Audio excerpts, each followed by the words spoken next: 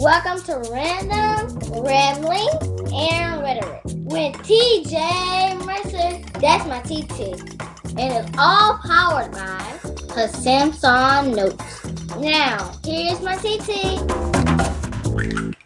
I just loves me some porta potties, said no one ever. I don't know about you, but the ickiest thing on the planet is when I am forced to use a porta potty. I try to hold my bladder until the last possible minute. And what about nasty public restrooms? Ew, public restrooms plus kids. Parents, what do you do as soon as you take them to a public bathroom? You make them hold up their hands and forbid them to touch anything. Then you get in the stall, there's no toilet paper or seat cover, you handle your business, come out, and then there's no soap or paper towels.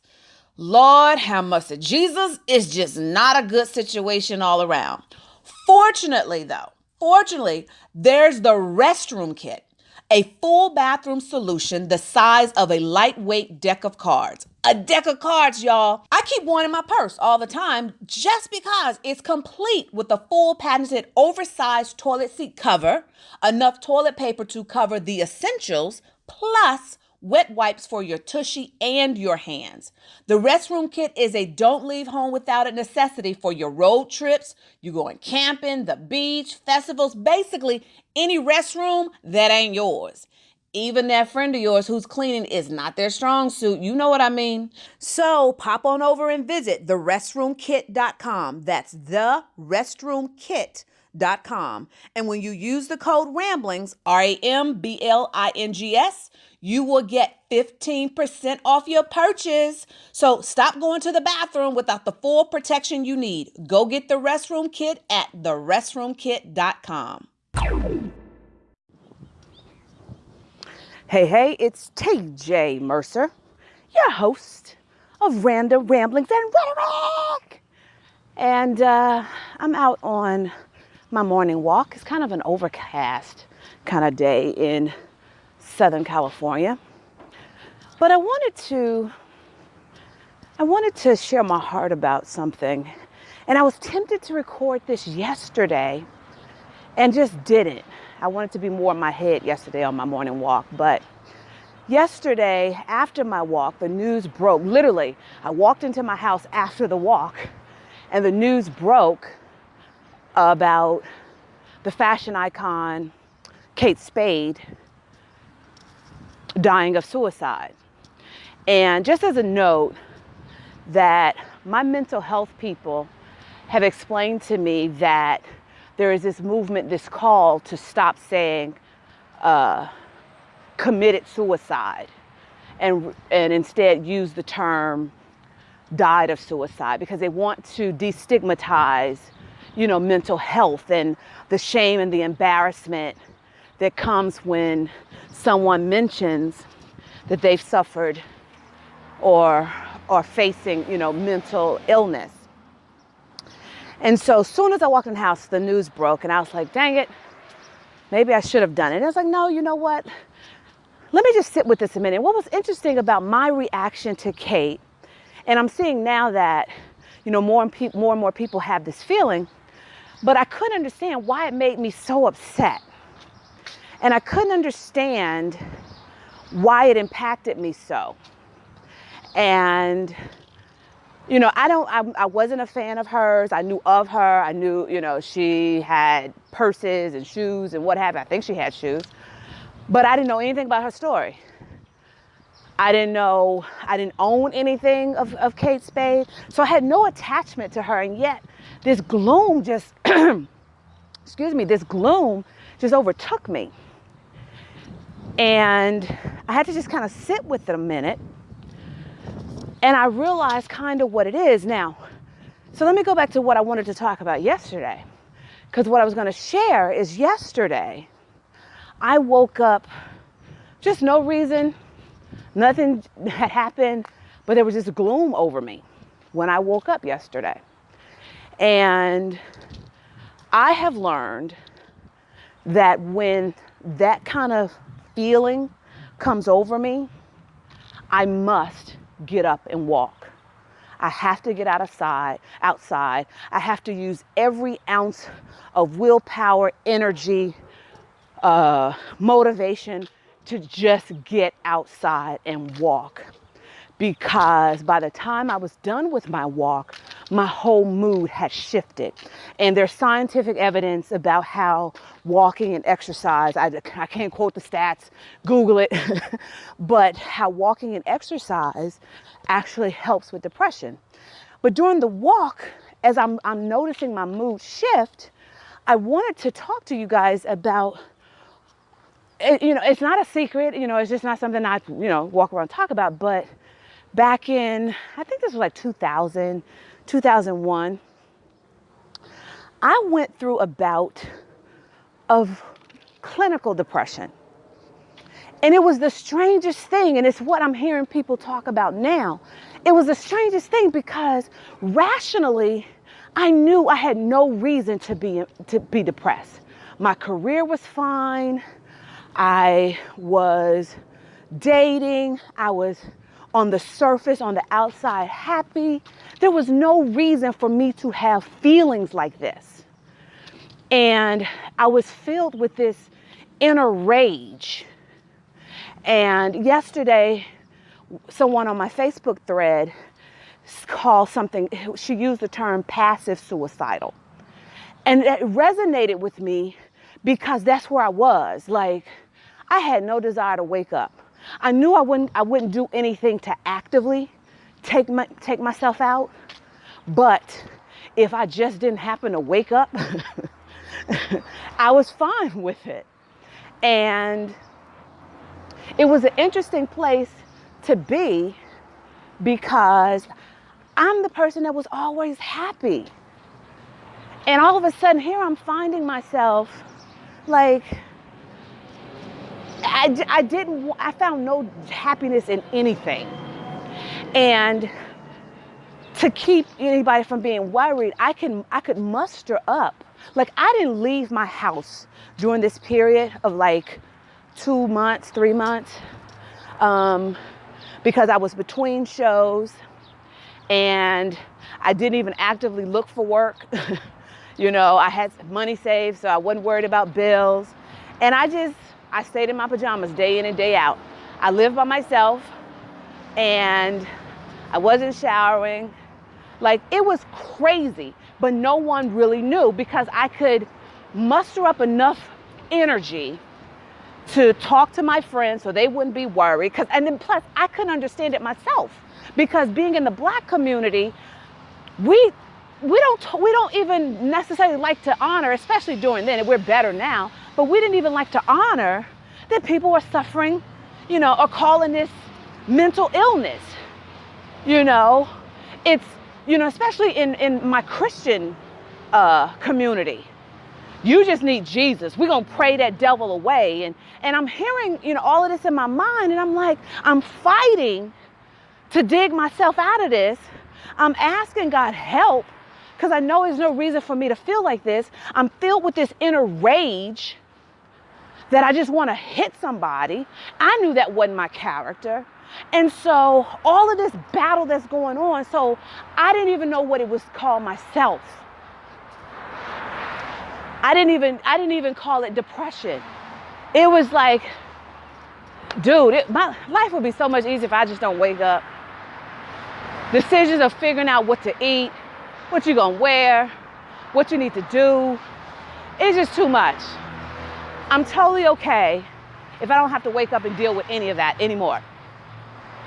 And so finally, the trigger though was I started realizing that I was waking up with a headache every day. Not migraines, but enough of a headache, minor. It wasn't, incapacitating. Is that the right word? You know what I mean. It wasn't a headache that was incapacitating. It was just like a subtle headache that just wouldn't go away, no matter what meds I would take or anything like that. That's what triggered me to go to the doctor. And that's what triggered me to say, okay, this ain't healthy. Is something going on with my brain? I need to figure that out. And so I went to the doctor, and I've been with my doctor for, at this point, I'd been with him 15 years, 10 years, 15 years, something, something like that. And so he knew me well. And no, it wasn't that long. I've been with him like 6, but we had been together long enough that we had history. And he treats people who have depression, but he also has depression in his family. So when he began asking me questions, the last question he asked me, and I apologize, guys, I'm out on my walk, so if you can hear the leaf blower, I apologize. But when he started asking me questions, and then he finally said, "Are you depressed?" I was like, "No. What I gotta be depressed about? There's nothing to be depressed about. My life is great." And then he gave me a piece of paper that had a whole bunch of questions on it. He said, "I want you to read this, and then I'm gonna leave the room." So he left the room, and I answered, it was like, are you questions. And by the time he came back in the room, I was in full-blown tears. And he was like, "I thought so. I thought so." And then he patiently explained to me what clinical depression is. It's not something you can will yourself out of. It's not something necessarily that you can just pray it away. It's not something that you could just beat yourself up with, like, I have a great life, find the gratitude. It wasn't. And so at that point, I was like, "Dr. Z, we gotta call my mom." So my mom was on the phone because I was in tears. So he explained to my mother what was going on. And all she said was, "Babe, we're gonna get through this. We're gonna get through this."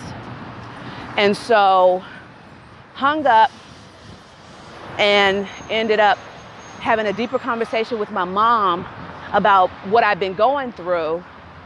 And not once did she not believe me, not, have questions of, "Well, what do you mean you're depressed?" Now, my dad, on his other hand, who is a Southern minister, and I've now looked back and, like, sometimes when dads can't fix anything, and especially when your dad is a preacher, first thing they go is, "All right, well, we're just gonna pray on this." And so I realized, okay, I can't tell anybody because no one is understanding me. No one is, only my mom really. And so I stopped talking about it. And so my doctor had given me Zoloft. And in my mind, I still was like, I am going to beat this. This will not win. I don't need medications. I don't want medications that would affect my brain chemistry. I am not taking these meds. So about 2 more weeks, my doctor had given me samples. I didn't have to go get a prescription. And for 2 weeks, the prescription sat on my bathroom counter. And one night, it was late. It was 1 a.m. And I was in a dark place. And it was the heaviest I felt of, "Don't let me wake up." I knew I wouldn't hurt myself, but just don't let me wake up. I'm done. And I called my mom, and I was talking to her, and I remember the despair in her voice. And she was like, "Babe, I need you to take the meds. I need you to take the meds for me. I need you to do this," because I knew what I was sharing with her was scaring her of just this rage that I just wanted to punch walls. And I'm sharing this because if you know me now, you don't know this side. You don't know this is part of my journey. And so I'm putting this out there. So if people are around you, you can be sensitive to that because you don't know what they've been through, what they fought through, what they're going through now. So The only reason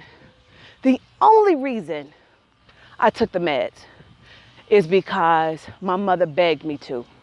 And she told me I needed to do it for her.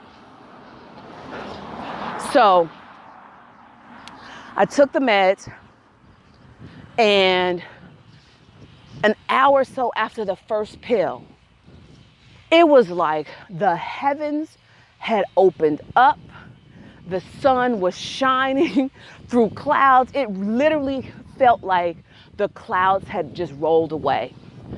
I got out of bed, I took a shower, and I did stuff for the first time in months. Now, some people will call it a happy pill, whatever. I knew after that first dose, that I got to finish his meds. And he had put me on the lowest dosage possible. And it was the first time of feeling like myself. And so I think I took the meds for about 6 months. I went to him, my doc, and I was like, listen, I want to try coming off of these things. I don't want to be glued to these. What do we need to do to weed me off of these? And he was like, you got to exercise. I was like, done. And that's why I exercise, even at my heaviest. That's what I learned, that you can't lose weight, you can't outrun a donut, because I was jogging 5 miles a day. I was still working out every day, and I was at my heaviest, and that's the subject for another day about food.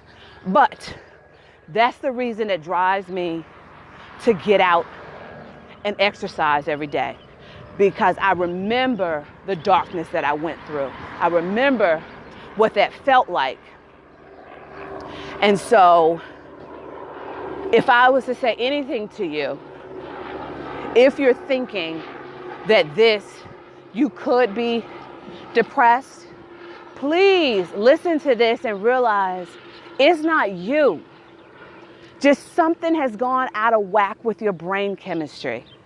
No different than something has gone out of whack when we get a cold, when we get pneumonia, something has just gone out of whack with our bodies. And so when I think of Kate Spade, I think what happened, why it affected me so, is that, I've been on this trek of building wealth, building legacy, living out purpose, embracing my dreams, things like that. And here is a woman, she had built her dream company, sold it. She was married, had a daughter. On the outside, it's like she'd had a fulfilled life, but it still wasn't enough. And for me, it was a wake-up call for you never know. You never know when you're going to hit that spiral. You're focused on building, you're focused on growing, and that's all great. And I think it just hit me because it took me back to no one would have known that I went through the depression like I did. And I wrote about this in my book, 40 Days to 40, Life Lessons from the Ramblings of My Unfiltered Thoughts. So you can grab that on Amazon, and a whole bunch of other life lessons too. It's a pretty good book. You should get it. But I think a lot of people, it resonated deeply is because she built her dream. And it still wasn't enough to keep out of a dark place. And so many of us are in a process of growing. Maybe we've already been there and we've achieved what we really wanted to achieve. And still we find ourselves in a dark place. So if that is you, I encourage you, please don't let anybody shame you, anybody make you feel bad, anybody make you feel like you're weak. Please go get help. Please. All right, that's my heart. I hope it lands for the people who needs to hear it. And yeah, feel free as always to write a review, share, and I don't know. You know what to do. All right. I'm going to keep my walk going. I'm going to go out and make God smile today. And in your case, go make him laugh. Talk to you next time. Well, that's it. Hopefully you enjoyed what my TT shared with you. And like she always says, let's go out and make God smile. And don't forget to hug somebody. It's T2 Mercer signing off now. See y'all later.